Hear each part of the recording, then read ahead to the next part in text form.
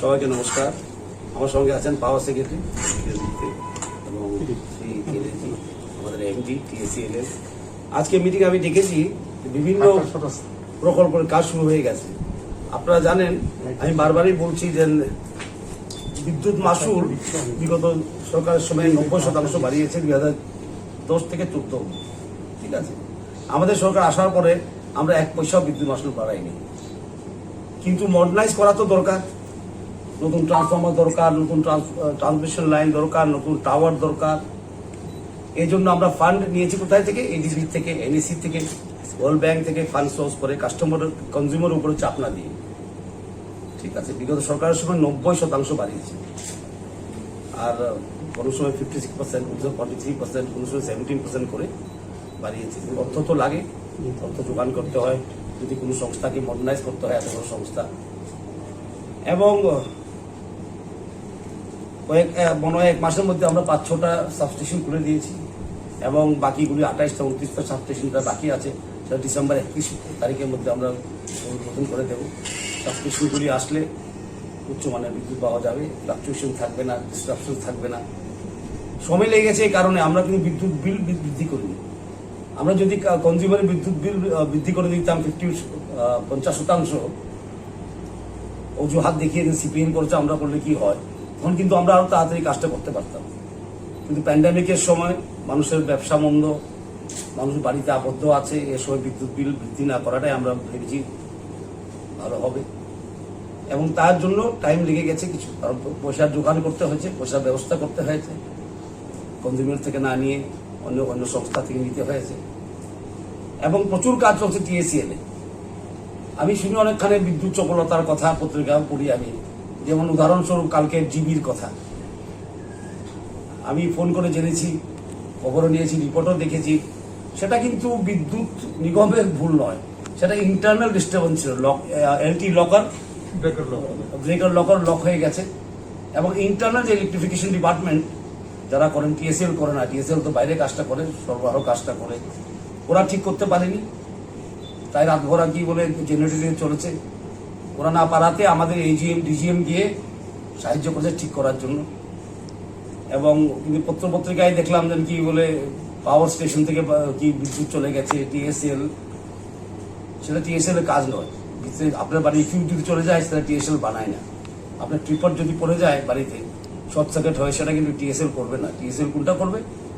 Up to the house, ঠিক আছে, আপনার ঘরের অবধি নিয়ে যাবে লাইনটা, সেটাই হলো টিএসএল এর কাজ। যাই হোক, আমরা বিকেশ সাহেব এখানে আছেন, আমরা বলেছি ওনাকে যে একটা টিএসএল এর লোক রাখা জীবিতে, এবং একটা ইন্টারনাল ইলেকট্রিফিকেশন যারা করে ওদের একটা রাখা এখানে। কারণ প্যান্ডেমিকের সময় এটা আমার কাজ দাও, এটা ওর কাজ দেয়, সেটা না, কোঅর্ডিনেশন করেই করতে হয়। কিন্তু সেটা ভুল কথা, পত্রিকায় লিখেছে, খবরটা হয়তো ঠিক করে জানতে পারেননি ওনারা, যে কি বলে টিএসএল এর ফল্টের কারণে 6 ঘন্টা বিদ্যুৎ নেই, সেটা ইন্টারনাল ফল্ট ছিল। এবং প্রিপেড মিটার আমরা ইনস্টল করছি, মণিপুরে হয়ে গেছে, বিভিন্ন যেগুলো উত্তর পূর্ব অঞ্চলে হচ্ছে কাজ। প্রিপেড মিটার দিয়ে কিন্তু বিল ফাঁকি দেওয়াটা কষ্ট, যেটা আমি পত্রপত্রিকায় দেখি আজকাল, যে প্রিপেড মিটার হলে বিল ফাঁকি দিচ্ছে লোক, সেটা কষ্ট এই কারণে যে কোনো ব্যক্তি যদি 4 মাস 5 মাস বা 2 মাস যদি বিল চার্জ না করে, আমরা বুঝতে পারি এই লোকটা ডাইরেক্ট ইলেকট্রিসিটি দিচ্ছে মিটার বাইপাস করে। কোনো লোক যদি 3 মাস চার্জ না করে, আমাদের কম্পিউটার এসে পড়ে, ঠিক না, এরকম লোক 4 মাস ধরে বিল চার্জ করছে না, বাতি জ্বলছে কি করে বাড়িতে, সেটা ডাটা থাকে। এবং ইলেকট্রিক প্রিপেড মিটার করার পরে আমাদের কালেকশন বেড়েছে। যদিও আমরা কালেকশনের জন্য চাপ দিচ্ছি না, কারণ প্যান্ডেমিক আছে, আমরা খুব সহজভাবে চেষ্টা করছি করার জন্য, ওটিএস করে, ওয়ান টাইম সেটেলমেন্ট করে গ্রাহকদেরকে সুবিধা দেওয়ার জন্য। টিএসএল কিন্তু এখন কি বলবো, গ্রাহকদেরকে টপ প্রায়োরিটি দিচ্ছে। আমরা মাসুল বাড়াইনি, ডিসকানেকশন এত বড় হারে আমরা করছি না, যদিও করা দরকার, কারণ টাকা লাগে না ট্রান্সফর্মারের জন্য, ট্রান্সমিশন লাইনের জন্য, ইবি কেবল বসানোর কথা হচ্ছে। সুতরাং টিএসএল এখন এই সময়, এই প্যান্ডেমিকের সময় আমরা কি করছি, কনজিউমারকে কিভাবে ভালোভাবে সার্ভিস দেওয়া যায় বিরক্ত না করে, সেটাই আমরা চেষ্টা করছি বারবার। কিন্তু বিভিন্ন জায়গায় দেখি যে উঠে যায় কি বলে ইন্টারনাল ফল্ট হলো টিএসএল, আর এটা স্বাভাবিক, আমি বুঝি, কারণ মানুষ তো জানে না হয়তো টিএসএল এর কাজ ঘরের ভিতরে ফিউজ লাগানো নয়। বিদ্যুৎ ট্রান্সমিশন করা, বিদ্যুৎ উৎপাদন করা, বিদ্যুৎ সরবরাহ করা, সাবস্টেশন বানানো, ভালো বিদ্যুৎ দেওয়া, 24/7 বিদ্যুৎ দেওয়া, এই কাজের জন্য টিএসএল তৈরি হয়েছে। এবং জিবিতে কালকে যে ঘটনা ঘটেছে আমি বলেছি, এটা পুনরাবৃত্তি আমি করতে চাই না। এবং বিভিন্ন জায়গায় চপলতা, বিদ্যুৎ চপলতা বলছে, সেটা আমি বলছি বারবার, কিছু সময় লেগে গেছে, কারণ অর্থ যোগান করতে হয়েছে। আমরা যদি বিল বাড়িয়ে দিতাম কাজ হয়ে যেত। আজকে যদি বিল বাড়ায়, কালকা থেকে পয়সা আসতে শুরু করে, আমদানি শুরু হয়ে যায়, ঠিক না? আপনার বিল যদি আমি বাড়িয়ে দিই আজকে, নেক্সট মান্থ থেকে আপনি পয়সা দেবেন আমাকে, সেটা আমরা করিনি। তো কাজটা হতো, তাড়াতাড়ি হতো। একটু দেরি হয়ে গেছে, বিলম্ব হয়ে গেছে, কনজিউমারকে আমরা চাপ না দিয়ে কিভাবে বিদ্যুৎ নিগমকে মডার্নাইজ করা যায়, সেটার জন্য কাজটা একটু দেরি হয়েছে। আর এডিবির কাজ, আপনারা খুশি হবেন শুনে, এডিবির কাজ শুরু হয়ে গেছে। এবং এটাও শুনে খুশি হবেন যে আমবাসা টু গঙ্গানগর লাইন হয়ে গেছে, যেটা 13 বছর পেন্ডিং ছিল, টাকা ফেরত দিয়েছে। কিন্তু দুঃখের বিষয় একটা আছে, খুব দুর্ভাগ্যজনক, যে একটা পুরানো বিল্ডিংকে দেখে বলে পুরাতন সরকার করেছে, বিল্ডিং দিয়ে কিন্তু ইলেকট্রিসিটি যায় না।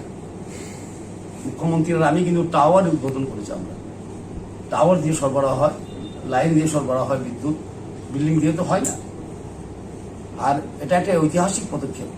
আমি বারবার বলি, সরকারও আপনাদের, ত্রিপুরাও আপনাদের। ত্রিপুরা সরকার যদি ভালো কাজ করে, সেটা নিয়ে গর্ব করার দরকার সবারই, যে পার্টি করুক, যে মনোভাবই থাকুক মানুষের। কারণ জনজাতি এরিয়াতে আজকে কি বলবো, এক সেঞ্চুরি বললেই হয়, স্বাধীনতার পর কেন ডেডিকেটেড লাইন নাই, ঘুরিয়ে লাইন যেত জঙ্গল দিয়ে। আর একবার লাইন নষ্ট হয়ে গেলে 3-4 দিন লাগতো লাইন তৈরি করার জন্য, গন্ডাছড়ার লাইন। আজকে সেখানে আমবাসার থেকে গঙ্গানগর অব্দি লাইন চলে গেছে, উদ্বোধন হয়ে গেছে। এবং ডিসেম্বর মাসের মধ্যে আমরা কি করব, সেই লাইনটাকে আবার নিয়ে গন্ডাছড়াই দেব। সেগুলি দেখা দরকার। বিদ্যুৎ নিগম কাজ করছে এবং দিন রাত কাজ করে কর্মীরা, শুধু ওদেরকে এনকারেজ দেওয়া দরকার। কনস্ট্রাকটিভ, গঠনমূলক সমালোচনা নিশ্চয়ই করা, সেটার জন্য প্রেস আছে, সেটার জন্য অন্য কনজিউমাররা আছে। সেটা করলে কি হয়, নিগমের এফিসিয়েন্সি বাড়ে। কিন্তু যদি অকারণে সমালোচনা করা, সেটা দিয়ে নিগমের কর্মচারীদের কি হয়, মনোবল কমে যায়। বিশেষ করে প্রচুর কাজ চলছে, এডিবির কাজ চলছে, এনইসির কাজ চলছে, সাবস্টেশনের কাজ চলছে, টাওয়ারের কাজ চলছে। এবং আপনাদের কাছে আবেদন থাকবে, আমি আজকে স্পষ্টভাবে বলে দিয়েছি কি কারণে বিদ্যুৎ চপলতা। গ্রাহকের বিল আমরা বাড়াইনি, না বাড়িয়ে অন্যখান থেকে অর্থ যোগান করে আমরা কাজ করছি, সময় লাগবে একটু। আর ডিসেম্বর মাসের মধ্যে 34টা সাবস্টেশন হয়ে যাবে, সেটা দিয়ে অনেক উন্নতি হবে পাওয়ার সিস্টেম। এবং এডিবির কাজ চলছে, এডিবিতে আপনারা জানেন 1925 কোটি টাকা আমরা নিয়েছি লোন এশিয়ান ডেভেলপমেন্ট ব্যাংক থেকে। সেটা কিন্তু একসঙ্গে আসবে না, আবার সেটা কি কিস্তি কিস্তিতে আসবে, কাজ কিস্তিতে চলবে। কিন্তু কাজ শুরু হয়ে গেছে। এবং সবাই তো আমাকে বলে, ত্রিপুরা রাজ্য তো স্যার কি বিদ্যুৎ সারপ্লাস। আমি স্বীকার করি সারপ্লাস, কিন্তু এই বিদ্যুৎটা আপনার বাড়ি পৌঁছানোর জন্য তো লাইন লাগবে না, টাওয়ার লাগবে না, সাবস্টেশন লাগবে না, ট্রান্সফর্মার লাগবে না। বিদ্যুৎ সারপ্লাস হলে যে বাড়ি পৌঁছে যাবে এমন কথা নয়, সেটার জন্য আরো খরচ, জেনারেশন থেকে ট্রান্সমিশনে আরো খরচ হয়, বিশেষ করে আমাদের পাহাড়ি স্টেটে। সুতরাং এসব বোঝার জন্য আজকে মিটিংটা আমরা করছি, যে প্রচুর কাজ হচ্ছে, দেখা যাক কি কাজ হচ্ছে, আরো কাজ কিভাবে ত্বরান্বিত করা যায়, এই পরিস্থিতিতে বিদ্যুৎ আরো কিভাবে ভালো করে দেওয়া যায়। এবং যেমন কি ডেডলাইনগুলি, যেমন ডেট লাইন, টাইম লাইন যেটা দিয়েছি আমরা, এই সময় এই কাজ করতে হবে, এই সময় এই কাজ করতে হবে, সেটা যেমন ঠিক মতো হয়, কাজ যত তাড়াতাড়ি হবে, এত বিদ্যুতের অবস্থা ভালো হবে এবং টাকা পয়সা নিয়ে আসা, সেটা নিয়েও কথা হবে। আর একটা কথা হলো বিল কালেকশন। এখন আমরা প্যান্ডেমিকে আছি, বিজলি কাটাও যায় না ঠিক মতো। কালেকশন কি করে বাড়ানো যায়, মানুষকে কষ্ট না দিয়ে কি করে করা যায়, কি একটা পলিসি তৈরি করতে হবে। মানুষও কষ্ট পেল না, নিগমেরও টাকা আসলো। নিগম তো টাকা লাগে, টাকা ছাড়া তো বেতন কি করে দেবে। আর স্টেট বাজেটের সব যদি আমরা নিগমকে দিয়ে দিই, আমরা কি করে চলবো স্টেট বাজেট, ঠিক না। আর এবং ট্রান্সফর্মার কি বলে, লাইন টানা, সব কিছু অনেক অনেক অর্থের ব্যাপার। এবং প্রিপেড মিটারের কথা আমি বলেছি, প্রিপেড মিটার দিয়ে কোনো বিদ্যুৎ চুরি করার সুবিধা হয় না, খুব কষ্ট হয়। এই জন্য সারা ভারতবর্ষেই প্রিপেড মিটারের পদক্ষেপ নিয়েছে। এবং আমি আবার বলবো যে প্রিপেড মিটার দিয়ে আমাদের লাভ হয়েছে এখানে, কারণ আমরা বুঝতে পারি কোন লোকটা চার্জ করছে না। 2 মাস 3 মাস চার্জ করে না, অথচ এর বিল ছিল ধরো 2000 টাকা মাসে, ওর চার্জ করছে না, বাবা 100 টাকা চার্জ করছে, তখন তো আমাদের সন্দেহ হয়ে যাবে। তো বিদ্যুৎ চুরি ধরতে prepaid metre one of the best steps. এই নিয়ে আলোচনা হবে, আপনারা এসছেন, ধন্যবাদ। স্যার এখন পর্যন্ত কত বকেয়া আছে আর মানে পাবলিক ক্ষেত্রে বা সরকারি ক্ষেত্রে কত? আমি কালকে গিয়েছিলাম, আমি একটা উদাহরণ দেবো আপনাকে।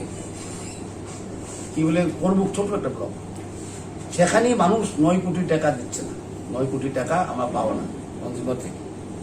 তো আমি কি বলেছি কালকে, আমি বলতে বলতাম বাতি কেটে দাও, লাইন কেটে দাও, আমরা বলছি না, ওখানে গিয়ে মিটিং করবে আমাদের বিদ্যুৎ নিগমের লোক, টিএমও থাকবেন, কিভাবে কনজিউমারকে চাপ না দিয়ে কিছু অর্থ আনা যায় সেটা ব্যবস্থা করার জন্য।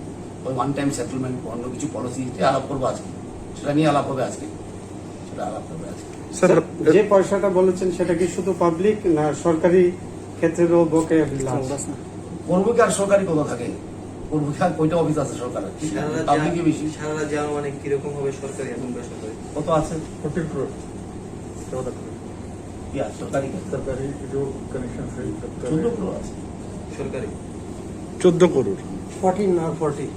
14 1 আচ্ছা স্যার, রাজ্যে প্রিপেড মিটার কতদিনের মধ্যে মানে লাগানো সম্পূর্ণ হয়ে যায়? প্রিপেড মিটার গুলো রাজ্যে বিভিন্ন চলছে কাজ, অর্থের ব্যাপার আছে, সবই তো অর্থ পেলেই হবে না, ফ্রি তো কেউ দেবে না আমাদেরকে। যদিও আমরা অনেকখানে ফ্রি ইলেকট্রিসিটি দিচ্ছি লাইন না কেটে, কিন্তু আমাদেরকে কেউ ফ্রি দেবে না, আমাদের কিনে নিয়ে আসতে হবে না মিটার গুলি।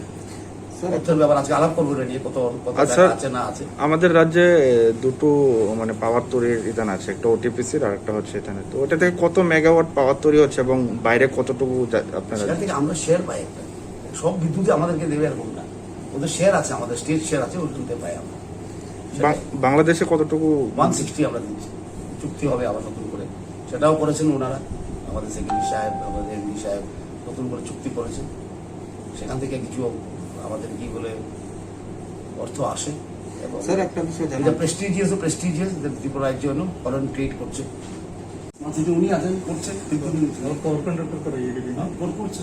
আর সবখানে আমরা এডিবি লোন থেকে আমরা বলছি কাভার্ড কন্ট্রাক্টর করার জন্য, এখন তো কন্ট্রাক্টর গুলো কাভার নেই না, ওটা থাকবে ইনসুলেটেড, কাভার থাকবে, কাভার থাকলে কম হবে, কিন্তু প্রচুর অর্থের ব্যাপার, কাজ শুরু হচ্ছে সারা ত্রিপুরাতে, এবি কেবল দেওয়ার তো প্রচুর টাকার ব্যাপার, আমরা করছি, কাজ শুরু হয়েছে, একসঙ্গে তো করা যাবে না এত। আর আমাদের এখানে রাবার গাছ অনেক বেশি, বিশেষ করে আগরতলায় নাই, কিন্তু যেমন আমার কেন্দ্রে চড়লামে রাবার গাছের, রাবার প্লান্টেশনের জঙ্গল, সেখানে পূর্বকে দেখেছি রাবার গাছই রাবার গাছ, সেখান থেকে আসে। এবি কেবল অনেক সমস্যার সমাধান হবে, আর স্মার্ট সিটির আন্ডারগ্রাউন্ড করা হচ্ছে। সর্বশেষ স্যার কবে নাগাদ এই বিদ্যুৎ যে বারবারে চলে যায় ভোগান্তি, হুম। কবে নাগাদ লোডশেডিং এর এই ভোগান্তিটা শেষ হবে বলে? দেখুন, লোডশেডিং তো বলা যায় না, লোডশেডিং কখন হয় জানেন আপনারা? লোডশেডিং হয় যদি বিদ্যুৎ সাপ্লাই কম থাকে, ঠিক না, আর যদি কনজিউম বেশি থাকে আর সাপ্লাই কম থাকে তখন হয় লোডশেডিং। এটা তো ডিফেক্ট হচ্ছে, আমি বলেছি, কারণ এই লাইনগুলো অনেক পুরানো হয়ে গেছে, বিদ্যুৎ মাসুল বাড়ানো হয়নি, আমরা এডিবি থেকে টাকা নিয়ে এসে সব পুলি লাইন করছি, সুতরাং হয়ে যাবে কয়েক মাসের মধ্যে আশা করছি।